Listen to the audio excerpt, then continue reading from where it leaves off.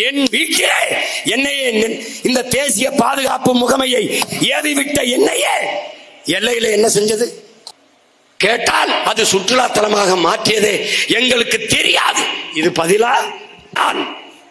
செத்தது 24 பேர், வந்தது எத்தனை பேர் யாருக்கு தெரியும்? கணக்கெங்க? இஸ்லாமியர் ஓட்டு சீமானுக்கு வேணுமா?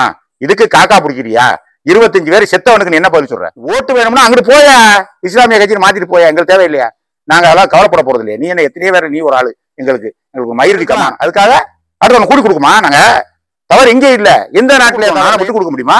அதுக்காக நாளை கூட்டி கொடுப்பியா? நீ பிள்ளைகளை போய் அந்த குடு சுடுவானா? நாங்க பாத்துக்கிட்டு இருக்கணுமா? வெட்டி நான் உன்னை மாதிரி கற்பழிச்சுக்கிட்டு இருக்கணுமா? முடியாதப்பா, முடியாது. ரொம்ப தப்பான பேச்சு.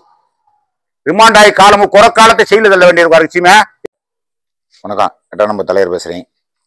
நேற்று சீமா ஒரு பொதுக்கூட்டத்தில் தாறுமாறா பேசியிருக்காரு. அங்கே எப்படி தீவிரவாதி பகல்காமல் எப்படி தீவிரவாதி வந்தாங்க, எத்தனை பேர் வந்தாங்க, எப்படி வந்தாங்க, அதாவது சுட்டது முஸ்லீம்னா காப்பாற்றின ஒரு முஸ்லீம் தானே, ஏன் அதெல்லாம் நீங்கள் பேச மாட்டேங்கிறீங்க அப்படின்னு சொல்லி பலமா ஒரு கூட்டத்தை போட்டு எங்கள் வீட்டில் என்ஐஏ சோதனை பண்ணிக்க, அங்கெல்லாம் நீ என்ஐஏ என்ன பண்ணிய, அங்கேயே என்ஐஏ சோதனை பண்ணிக்கிட்டே இருக்கேன்.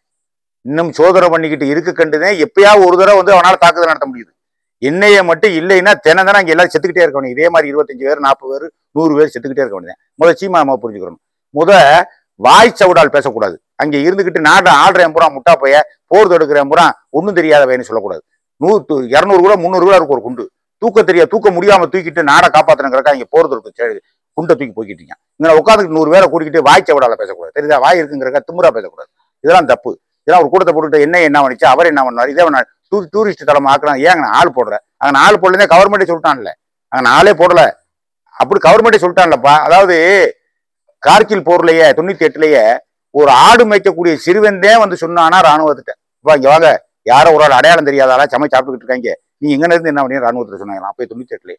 அப்போ என்ன ஆச்சு? அப்புறம் தான் போய் இறங்குறாங்க. அதுக்கு என்ன விளக்கம் கவர்மெண்ட் சொன்னேன்னா, 6 மாதம் தான் அங்கே அந்த பகுதியில் போக முடியுமா? 6 மாதம் போக முடியாதான். அப்போ அதை எப்படி வந்தேன்? இல்லை, எப்படி தாக்குதலோட எப்படி இந்தியாவை அழிக்கணுங்கிற நோக்கத்தில் வந்தேன். அது விளக்கம் தான், அது ஒரு பதில் தான். அது பதில் இல்லைன்னு சொல்ல முடியாது. கவர்மெண்ட் கொடுக்கக்கூடிய பதில ஒரு 20% நம்ம ஏற்றுக்கிட்டு தான் போகணும். நம்ம மேடை பேச்சுக்காக எதை வேணாலும் பேசி எதை வேணாலும் தூக்கி வச்சு. ஆடு மேய்க்கிற சிறுவை எப்படி சொன்னேன் அன்னைக்கு கேள்வியெல்லாம் கேட்டாங்க காங்கிரஸ்காரங்க. ஆடு மேய்க்கக்கூடிய சிறுவை யாரோ ஒரு ஆள் வந்து கூட்டத்தில் வந்து 100 200 வந்து சமைச்சு சாப்பிட்டுக்கிட்டு துப்பாக்கி எடுத்து பயிற்சி பண்ணிக்கிட்டு இருக்காங்கன்னா இங்கே என்னடா வண்டின்னு கேட்டதா ஒரு செய்தியெல்லாம் இருக்கு. அதே மாதிரி தான் இப்பவும் பகல்காமல அந்த இடத்துல மட்டும் ஏன் ராணுவம் இல்லை? எதுக்கு இல்லை? அந்த இடத்துல ராணுவம் போடலை.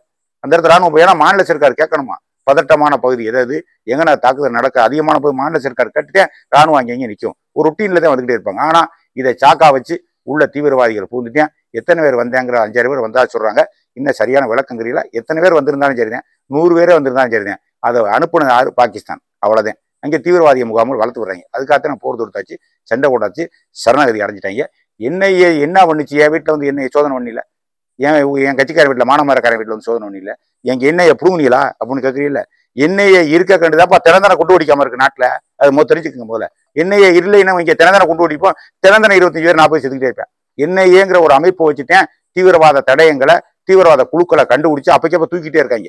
அப்ப வேற எடுத்துக்கிட்டே இருக்காங்க. எல்லாத்துக்கும் தீவிரவாதிகளுக்கு பய வருது, தீவிரவாதிகளுக்கு ஆதரவு கொடுக்கக்கூடிய பொதுமக்களுக்கும் பய வருது. தெரிஞ்சுக்கங்க முதல்ல.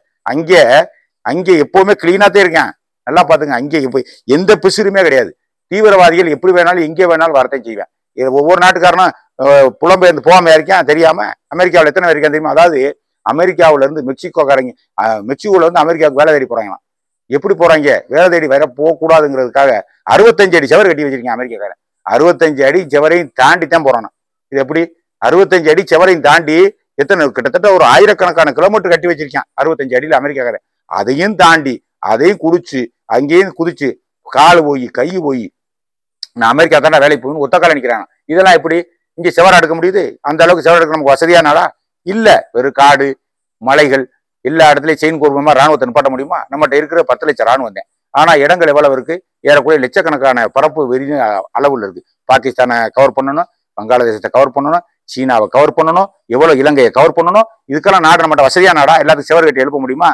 நான் எதுக்கு சொல்ல வரேன்னா, அமெரிக்காக்காரன் செவர் கட்டிய மெக்சிகோல இருந்து தாவி கூச்சிக்கிட்டே இருக்கானா. அதனால எப்படி வந்தேன் ஏன் வந்தேங்கிறது தேவையில்லை. ஏன் வந்தேங்கிறதே கேள்வி. என் பதில் அதே ஒரே கேள்வி. ஏன் வந்த என் நாட்டுக்குள்ள? சுருக்கமா ஏன் நாட்டுக்குள்ள நீ எப்படி தீவிரவாதி அனுப்பலாம்? ஏன் நாட்டுல எப்படி பொதுமக்களை சுற்றுலா பயணிகள் அப்பாவி பொதுமக்கள் எப்படி சுடலாம்? எங்க கூட கேள்வி அதே. சீமா கேட்கிற மாதிரி குந்தாங்கூட நான் பேச முடியாது. இங்க வந்த எங்க ஆளுல 25 பேரை சுட்ட, உங்க ஆளு நாங்க 500 பேர் 400 பேர் தீவிரவாதியை சுட்டோம். இதுதான் பதில். இதுக்கு என்ன உனக்கு விளக்கம் கொடுக்க வேண்டியனாங்க? இன்னும் விளக்கம் கொடுக்க வேண்டிய உலக நாடு கூட ஆமான்ட்டேன், எந்த நாடுமே பாகிஸ்தானுக்கு ஆதரவு கொடுக்க மாட்டோம்ட்டேன். இங்க உட்காந்து என்ன சீமா ஒரு 100 நாக்குட்டியில உட்காந்து கூட்டி வச்சுக்கிட்டு ஆய்வின் கத்தி கைதிட்டு நீங்க தான் பெரிய பிறந்து விடுவீங்க, எங்களுக்கு தெரியாது. எந்த நாடு ஏதாவது ஒரு நாடு பாகிஸ்தானுக்கு ஆதரவு தெரிவிச்சானா? சீனா அவனுக்கு ஆதரவு. சீனா வெளிப்படையா வந்தானா? துருக்கி வெளிப்படையா வந்தாங்களா? வெளிப்படையா வந்தாங்க. எல்லாரும் அனாதை ஆக்கிட்டாங்க. பாகிஸ்தான்ங்கிற ஒரு நாடு அனாதை ஆக்கிட்டாங்க.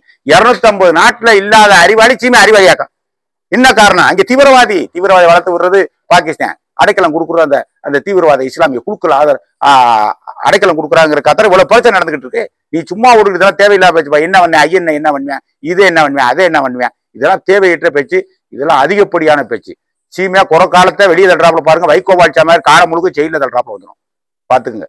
நாட்டுல இங்க உயிரை வறுத்துக்கிட்டு நாங்க எல்லாரும் சண்டை ஓட போறோம் நாங்க எல்லாம் தெரிஞ்சுக்கிட்டு இருக்கோம். இங்க உட்காந்துட்டு ஒரு கூட்டத்தை போட்டுக்கிட்டு விசில் அடிச்சாங்க குஞ்சுகளை 10 பேரை வச்சுக்கிட்டு ராணுவம் என்ன வந்துச்சு, மோடி என்ன பண்ணாரு, அமித்ஷா என்ன பண்ணாரு, அமெரிக்காக்கார என்ன பண்ண, ரஷ்யாக்கார இதா பேச்சு. உங்களை மாதிரி வாழ்வாள்னு கத்துனா பத்தாது. இப்ப களத்துல நிக்கணும். நாடுன்னு இருந்தா 4 பேர் சண்டை போடத்தே செய்யும். நம்ம நாடுன்னு இல்ல, பக்கத்து நாட்டுல கூட தாவி குதிச்சு எல்லா நாட்டிலையும் தகராறு வந்துகிட்டே இருக்கு, தீவிரவாதி பூந்துகிட்டே இருக்கேன், சண்டை போட்டுக்கிட்டே இருக்கேன். இதுன்னு இல்ல, இங்க அங்கேயும் கேள்வி கேட்பாடு வரத்தையும் செய்யும். எல்லா நாட்டு சிவர் போட்டு எடுத்தனாலும் சரிதான், போத்தையும் செய்வேன். எல்லா இடத்துக்கும் போத்தையும் செய்வேன். அதைத்தான் நம்ம தாண்டணும், அதைத்தான் நம்ம சந்திக்கணும். அதுக்கு தானே பெரிய தாக்குதல் நடத்தியாச்சு. இப்பதானே உள்ள வந்துட்டான்ல, அதை பேச மாட்டேங்கிறீங்க. அந்த உனக்கு இஸ்லாமியர் ஓட்டு வேணுமா? வாங்கிக்க. வாங்கிக்க, எங்க தேவையில்லையா? இஸ்லாமியர் ஓட்டு சீமானுக்கு வேணுமா? இதுக்கு காக்கா பிடிக்கிறியா? 25 பேர் செத்தவனுக்கு நீ என்ன பதில் சொல்ற? 25 பேர் செத்துட்டு போன அவனுக்கு என்ன நீ பதில் சொல்ற?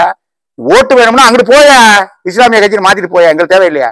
நாங்க அதெல்லாம் கவலைப்பட போறது இல்லையா? நீ என்ன எத்தனையோ பேர், நீ ஒரு ஆளு, எங்களுக்கு மயிருக்கு சமானம் தெரியுமா? அந்த நாடு பெரிய நாடு. இந்த நாடு அனைத்தையும் தாங்கக்கூடிய நாடு, எதுக்கக்கூடிய நாடு. நீ எல்லாம் என்ன பெரிய பிசுக்கோத்து?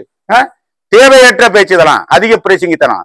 வாயை வச்சுக்கிட்டு சும்மா இருக்கணும். குறை காலத்தை வெளியே தட்டுறாப்புல பாக்கணும். இல்லைன்னா காலம் முழுக்க 10 வருஷம் இருந்தே செயல் தண்டனை வந்துடும். அதை பார்த்துக்க. நாங்க முட்டாப்பேல நாங்கெல்லாம் பேசாம இருக்கவே.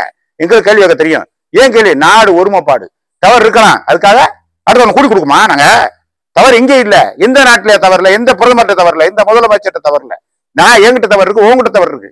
தவறு இல்லாத மனுஷன் இருக்கேன் உலகத்துல. பிறந்து வந்தாலும் தவறு, செத்தவன் எத்தனை பேர் செத்து இருந்தாலும் அவன் தவறாத்தே இருக்கும். அதனால விட்டு கொடுக்கணும். நானும் விட்டு கொடுக்க முடியுமா?